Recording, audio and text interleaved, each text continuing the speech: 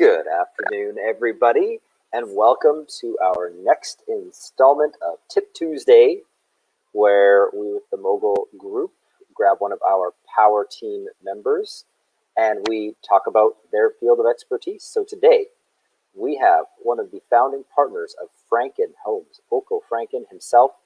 Franken Homes is a large-scale builder, and they build infill homes, infill duplexes, infill fourplexes, large-scale home renovations.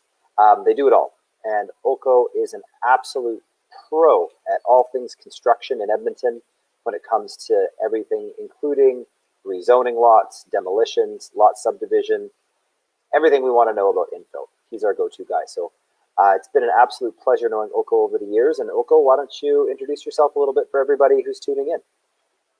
Hi guys, my name is Ulco Franken. I'm one of the owners here of Franken Homes, and like James says, we love what we're doing. We do pretty much all major renovations. We do large infills, fourplexes with legal basement suites, duplexes with legal basement suites, custom homes, acreages. You want it, we'll build it. I love it. I love it. So, Ulco, a lot of times when people think about infill home building, they think about homes. They think about, the skinny houses, beautiful custom residences, places that make a really nice place to live in some of the trendier neighborhoods like, your Glenoras, your Westmounts, your Forest Heights, that sort of thing. But the cool thing about your company and what you guys have been doing over the years is you've actually also created infill property development that makes a lot of sense for investors. So what are some of the more popular ways that investors are building infills that make great sense as an investment? Well, over the years, we started with suited bungalows. That's at that time, a lot of investors were looking for a second house, basically underneath their existing house.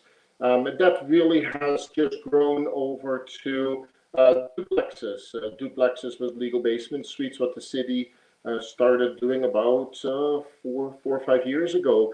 And now recently, last year, the year before, the city says, you know what, we really want more people in the downtown area. We really want to use the existing bus system, the existing sewer system and everything else. So they really opened it up to us and just say, hey, you guys, let's fill in these lots. Let's take the 50 by 150s, the 50 by 140s, and instead of having one family or two families living there, we went to 4 families, and now they're actually allowing us to have 8 families living in just one city lot. Wow. He has been great with rezoning it. The city has been great with giving us the tools to create a lot of these duplexes with the 4 legal basement suites, and a lot of investors are really interested in it because you can buy a lot for $300,000 and put a duplex on it with a legal basement, with 2 legal basement suites, or you can do for that same price put a fourplex on it with 4 legal basement suites. So when you do on it, a lot of it for these investors, that is the way to go. Yeah, it makes perfect sense.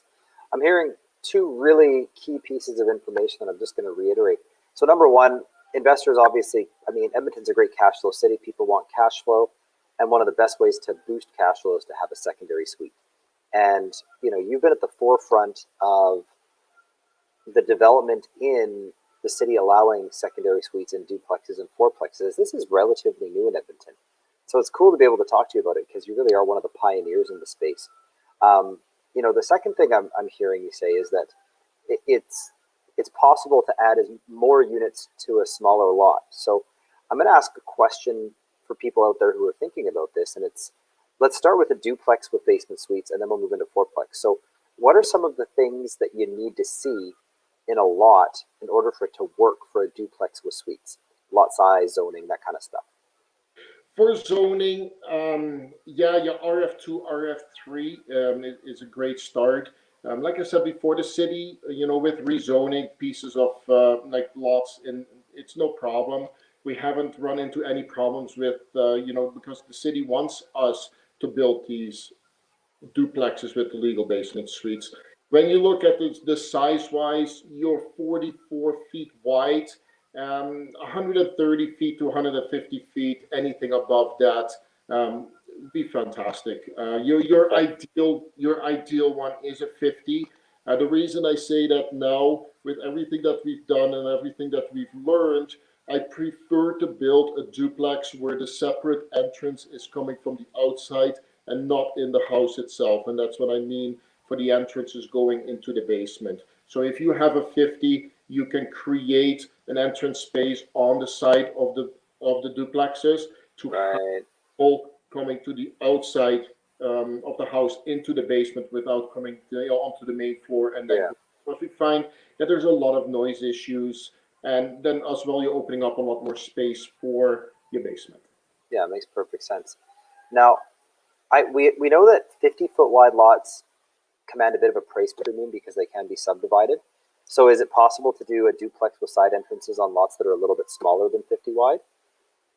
We haven't tried that yet. It's something I'm not opposed to, working with an investor to see if we can put those buttons with the city. We can also go into the back as well, where you can have just the side to walk towards the back. It's all about privacy, right?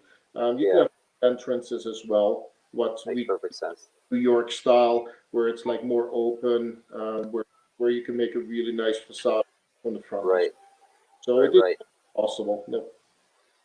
Cool. And if I'm hearing you correctly, you said something really impactful there, and that's that the city of Edmonton is very pro development. They're not standing in the way of these projects. They actually want to see more of them come through. So can you talk about some of the things that make it easier to work with the city of Edmonton for these projects? Well, what we found over the last couple of years is that the city really has helped us with the permit process. We are not really running into issues anymore where we have to wait 3, 4, 5, sometimes up to 6 months for permits. They have been a lot more open with us. They've been a lot more transparent with us, and it's been actually quite helpful. Right. And I'm going to ask a follow-up question. So, to question number one is how long does it take to get a lot rezoned to the correct zoning if it doesn't have the right zoning? What's the timeline on that, give or take? The timeline on rezoning is anywhere between the 3 and 6 months. Rezoning is a Okay. little trickier because we are, asking to rezone a property. So people in the neighborhood that bought their house, they didn't expect, or they're not expecting to, a duplex or a fourplex to come up. So we are, actually the city is sending out letters to everybody in the neighborhood and saying, hey, Right. we have investors or we have people that want to create this in your neighborhood. How do you feel about that? So Right. there's a little bit more time, involved in that. But I know also on the backside of it that the city do really want, more people in the core. So they're making it easier for us, and they're really Yeah. helping, for us to move forward with that. Makes sense. Well, and a follow-up question is, even though that is the process, have you run into a situation where a neighbor who might be concerned about the changes has actually successfully blocked rezoning or development? No, we've never come across that. Got it. Got it. Yeah, that's kind of what I was thinking. You always hear about the potential of neighbors being able to do that, but I've never heard of anybody actually successfully doing it. And this is one that's going to make all of our Vancouver listeners incredibly jealous. About how many months does it take to get a development permit? To get a development permit for fourplex with 4 legal basement suite, the last one Yeah, was a month and a half. month and a half. Anybody listening in from Vancouver is just going to be, racking their brains here because it takes a heck of a lot longer to get anything done in the permit department in Vancouver. I want to end off, Ulco, by talking about what I would consider the real crown jewel of what we can now develop in Edmonton, the flagship property, if I do say so, which is the fourplex with suites. It's basically, in essence, an eightplex. It's like a 1, 2, 3, 4 dwellings with 1, 2, 3, 4 suites. So let's Correct. talk about that a little bit. What do you need from a lot to be able to do that? That one is actually really really close to my heart, and the reason I'm saying that is because we've been not fighting, but yeah, we've been fighting with the city for the last 8 years in regards to building a fourplex with four legal basement suites. 4 years ago, like I said, 4 or 5 years ago, when the city allowed us to do a duplex with the two legal basement suites, that was great. We actually had built already some duplexes, and we had everything basically set up for these investors to go and legalize it as soon as the city said yes, go ahead Right. and do that. Now we're talking about the four plaques with the four legal basement suites. I would really like to see a 50 by 150 lot, and I would really like to see a common area for the basement people. So the people that come into the fourplex, into their basement suites, are actually using a common area in front of the building. So you're having that New York style where you have stairs going up to the main floor, and of course the main floor and the second floor, what is for one tenant, and then stairs going downstairs into a common area where you have a nice door, you have a big window where they can enter their basement suite that way. So we are building one right now where we unfortunately didn't have the space to create that. Hindsight 2020, of course, the investor really should have waited, and said already too, it should have waited for the 50 by 150 and do it that way. But I think that way you are creating something unique, and you are creating something where you have long-term tenants, because there is so much more upsides to creating that. And I agree. So that later on, from how you can have your furnaces positioned in certain ways, and soundproofing, light coming into the houses, and I really have separate suites, so to say. Yeah, so it's I mean, a 50 by 150 corner lot is really the ideal choice for building this kind of property. Hey, Correct. got it, got it. Yeah, it makes perfect sense. And you know, obviously, it depends project to project, finishings, and so on and so forth. But let's if you can get a range, like on the low end, what would it cost to build on one of these things, and on the high end, what would it cost to build one of these things? For the low end, if you want to build one, not land included, because land, of course, you can pick something up for 250, you can pick something up for 500, depending, of course, Yeah, location. Those of locations. course. Yeah, the location of the land. Yeah, Exactly. You're talking building, you're talking a turnkey operation, you're having yeah, everything done, putting up your four car garage. You're looking at about the 1,050,000 one. So one perfect. all the way up to, well, the sky's the limit, right? So Yeah, to put in meal and appliances for you, but your yeah, rent, or enjoy that. But you can go realistically say 1.3, yeah. like something really nice. Yeah, I mean, 1.3 will get you something that's really high end by rental property standards, durable, Correct. Correct. and gosh, I mean, 8 rental units that are in a brand new building for 1.3 million plus land, so maybe 1.6, 1.5, 1.7. I mean, that's why people love Edmonton so much, because at less than 200 a door for brand new inventory, Correct.